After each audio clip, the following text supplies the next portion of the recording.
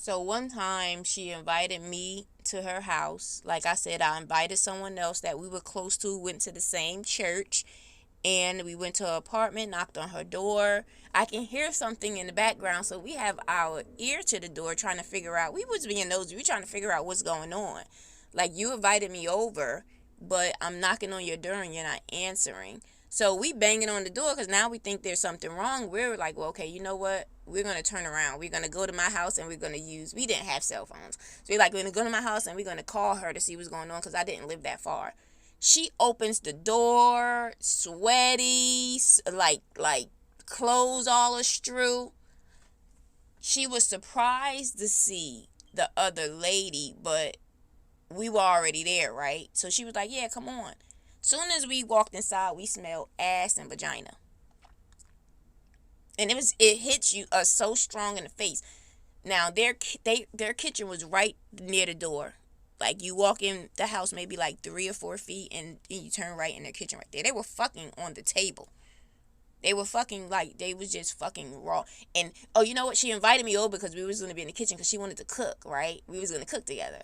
So I thought that was odd that you invited me over to cook, and you invited me alone, but when I got there, you and your husband was fucking on the table. But I thought, well, maybe he just got home and they was a little frisky. So I was like, ew. But okay, like, this is your man, this your husband. I don't care. Well, I'm not about to cook now in your kitchen unless you spray it down. But we could drink some wine and look at TV. So that's what we did. But she did not like that I brung this other girl. I can tell she was just giving vibes. So a few days later, she invited me over again. She said, "Hey, I want to first, a little backstory. A few days before that, she called me and let me know that she cut the very tip of her husband's finger off because he slapped her. She had just given birth maybe a few months ago. She was starving herself because her husband was telling her that she had gotten fat. So she was eating for breakfast like a slice of bread. And I'm telling her, like, girl, that's not okay. Like, you gonna pass out. Like, you having a baby, you're breastfeeding. She stopped breastfeeding because she was not eating properly. So, okay, so I just needed to say that part. So he was abusive. This wasn't no nice guy. This was a person that was abusive, and then he was not working because he felt she started her business with watching children, and he was a truck driver at one time. When she started making more money, he felt, well, I took care of you you when you didn't work, even though she was having kids and going to school. But now you're gonna take care of me. So remind you, he didn't have a job at this time either, really. Like, he was not working. So she was funding them both by watching children, right? So she would watch children in their apartment.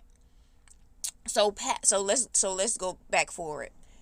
So she told me she chopped a tip his finger off because he slapped him. Then I came, and then they was fucking inside the kitchen where we was supposed to, like, cook dinner at together or something.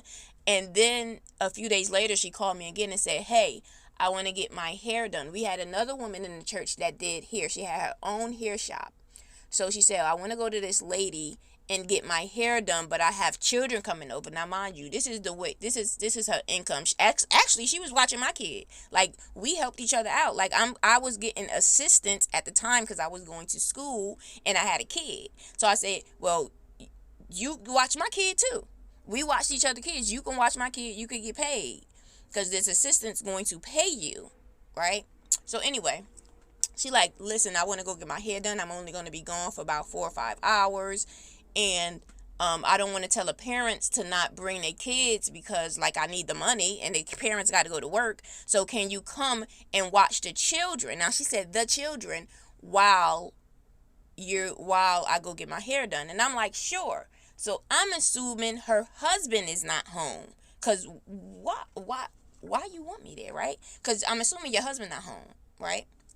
So I get there. She like, okay, mind you, when I got there wasn't even any children but her children. The only child there was her child.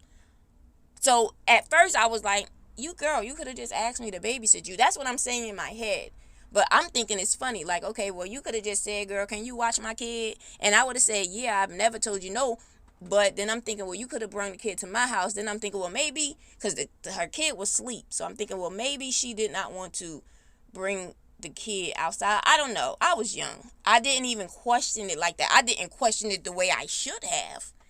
She was giving me weird energy, but mind you, her and her husband was going through stuff, physical, like physical abuse type of stuff. So I don't know. I didn't think it had anything to do with me, because we were sisters. I loved her. Like, we hung out together. We hung out in church, outside of church. Like, when you go to church in the very cult like environment, y'all spend a lot of time together.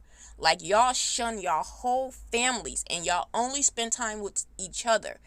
Whether it's work, a lot of people work together, a lot of people went to the same, like, we did a lot together. Like, we did a lot because it was pushed that you need a brother or sister around you at all times to keep you from sinning, basically, right? So we just did a lot of things together. They were my main family. They were my main focus. Like, my church family was everything.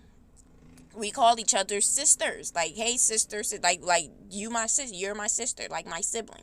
And growing up, I didn't have sisters. I had someone that was much older than me. I think my mom married my stepdad, but at the time, if I was like 9, this lady was like in her late 20s. So she wasn't like somebody that I was close to. Anyway, so I get to this lady's house. I see her son there, and I'm just smiling like, yeah, girl. Like, she's like, well, he's sleeping. And I said, okay, I'm going to look at TV. She had a huge TV.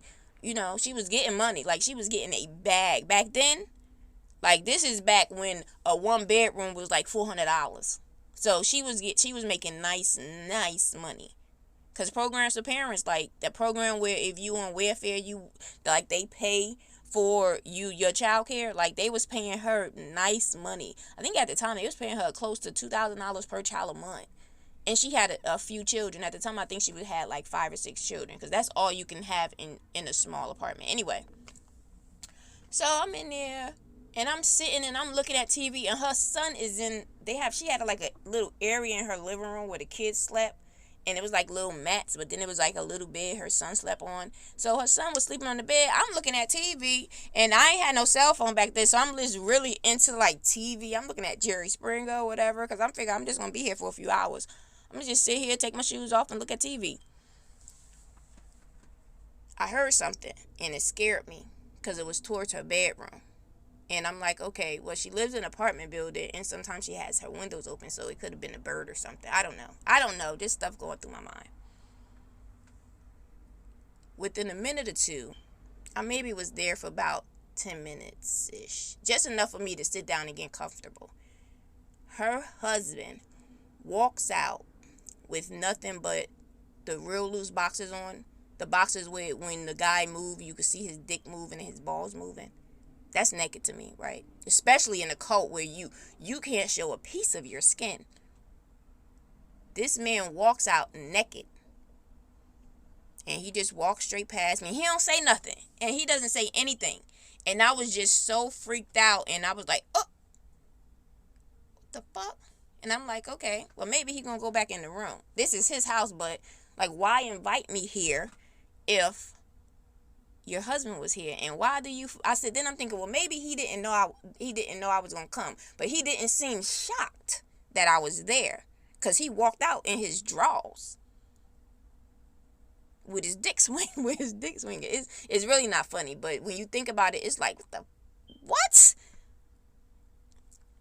So he goes back. He goes in like the kitchen area, right? And I'm frozen. I didn't even speak because I was shocked that he was there, and that he came out with his drawers on, with his dick swinging around, and he had like more. It was very inappropriate. So he goes back in the room, and I'm like, okay. And I'm thinking like, oh my gosh, she did not tell his man I'm gonna be here, and he done came out naked. He gonna cuss her out. And I'm thinking in my head, like, he be whooping her ass too. Like, he gonna punch her in the face. Like, why would she do this? So I want to say he was in the room for like 3 minutes, 4 minutes, and I'm sitting there shocked. But I'm looking at TV, but my mind is just going, and I'm quiet. He comes back out and sits on the sofa, and he sits so close to me If I opened my legs wide enough, I would have been touching him.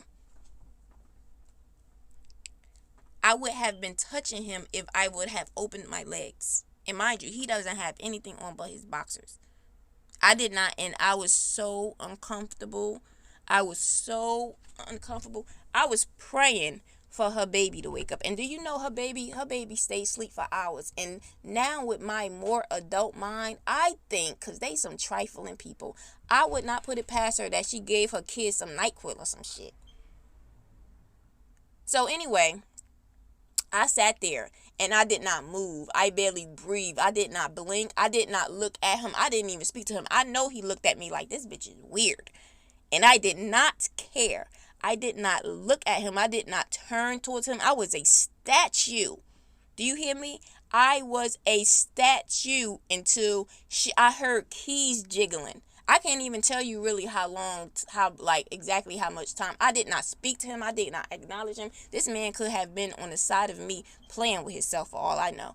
I did not acknowledge him because I was so scared, because I'm like, oh my gosh. In my head I kept saying, oh my gosh, oh my gosh, oh my gosh.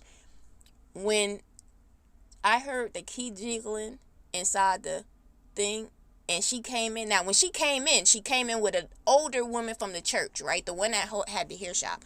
When they both came in, they had a weird face. They had a, I'm about to catch you doing something face, right? Now, mind you, remember, in the church we went to, if you have sex with someone, then y'all are married. They say by law, you are now married. They had a weird face, like they was waiting to catch them, like they was about to be witnesses to something. When she came in and she saw my face, I jumped up and I was leaving. She said, oh my God, I'm so sorry. I'm so sorry. Now, mind you, I've left that apartment. I ain't say bye to nobody because I'm fully disgusted. At the time I was getting on the bus too, so the lady had a car. I didn't even want this bitch to take me home. I'm like, I'm walking to the bus stop. I'm going to get on the bus. Now I feel I can't trust you guys. I walks out the apartment. She coming and she got tears streaming down her eyes. I'm so sorry. I'm so sorry. I'm so sorry. And I looked at her like, what are you sorry for? He wanted and she breaks down. He wanted another wife. He was beating me. And he said he was going to get another wife anyway. And we talked about you. And I said, well, can you please get someone that I at least like from the church? Can you please get someone that I love that's a friend? And he brung you up. And I started thinking about it. And I said, okay. And we talked about it. And he said, well, invite her. Oh. And I said, why would I want to be with somebody that beat your ass? I said you would put me through that, knowing that the heartache that you going through with this man beat you. This man don't even treat your son right for real. And he beats you so terribly. Where you walking around eating one piece of bread. This girl was eating a piece of bread for breakfast because he broke her down so much. And you would set me up. I said, he could have raped me. No. I said, he beat your ass all the time.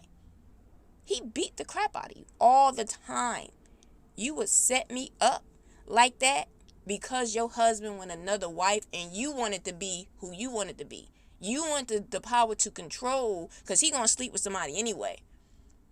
And he has some weird thoughts about me. So you just throw me into the mix and set me up.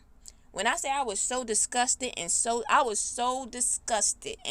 disappointed to my core. Now, I've had some harsh realities I've had to face growing up. Really, really harsh, right? But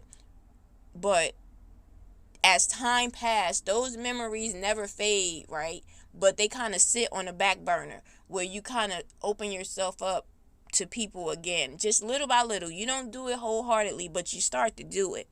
I was crushed. Like, I was so crushed. And let me tell you the gag, right?